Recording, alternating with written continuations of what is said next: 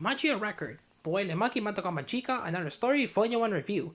Magia Record, Puella, Magi, Magica, Another Story is the latest manga spin-off for the Madoka Magica franchise, this time giving us an alternative retelling of the franchise's mobile game, focusing more on the original anime's cast and how they become embroiled in the events taking place in Kamihama City. Our main character here is Mami Tomoe, who has noticed that there has been a strange decrease in the number of witches in Mitakihara recently, as magical girls depend on witches to replenish their magic to survive. Any drop in their numbers is a worry, as it puts other magical girls at risk and turning into a witch themselves, as well as causing them to hunt further afield for their prey. This is how Mami meets up with Kyoko Sakura, who is also facing the same situation in Casamino. After discussing the situation, Mami decides to investigate further and explore the neighboring towns to see if she can find anything strange. On reaching Kamihama City, she finds an abnormally high number of witches who seem to be much stronger than those in Mitakihara and are really giving the local magical girls a hard time. As she meets and helps some of these magical girls, Mami begins to uncover a new kind of magic, neither magical girl nor witch. It is causing magical girls in the city to disappear. Can Mami figure out what is going on before both all the magical girls and witches vanish?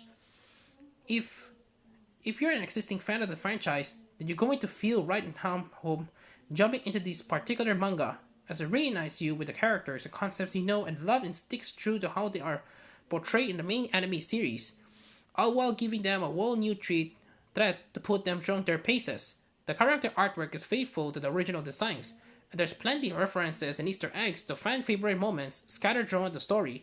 For example, there's a fake out in the opening chapter that hilariously alludes to Mami's infamous fate, while Kyoko is seen chomping on apples, and Cubit sneaks around as usual with his sinister face getting some occasional full panel treatment that really hark back to the anime scene composition. You can tell through these there's a heavy assumption that the reader is an existing fan, so while this is definitely not something a newcomer could get into, it does use this to its advantage by knowing they can bat around lore about witches and magical girls without having the need for any exposition dumps, meaning it can get stuck right into the main story. This is where its greatest strength lies, is even though you might be familiar with some of the finer points, it's great to see another side to events. In particular, it gives a more solid reason for the original anime's cast to appear, other than the glorified fan service cameos, but it feels like Mami's actions really matter in terms of uncovering the overall plot. And as this isn't just a simple retread, it does plenty of new things with the Magia record characters too, who are in a very different place from where they were in the original story. While seeing all of this was a joy. I couldn't help feeling a little disappointed that it was missing some of the tense fights and creepy witch worlds that give the rest of the franchise its unique style. This opening volume concentrates solely on building out the mystery, cutting away from action sequences nearly completed, while this works on focusing the attention of the characters themselves and the strange goings-on that they find themselves in. It does make things a bit disorienting, but it looks like it's going into a fight that you're suddenly in the aftermath with it all having taken place in the background.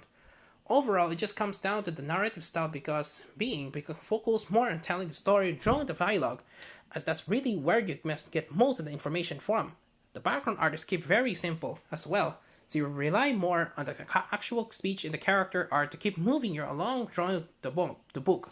Thankfully, the translation by Noboru Akimoto is top-notch with no particular issues and is paired with good and consistent lettering by Abigail Blackman that is easy to read. Magia record Puella Magi Madoka Magica Another Story is published by Yen Press. His first volume is well presented and it sits nicely alongside their other releases in the franchise.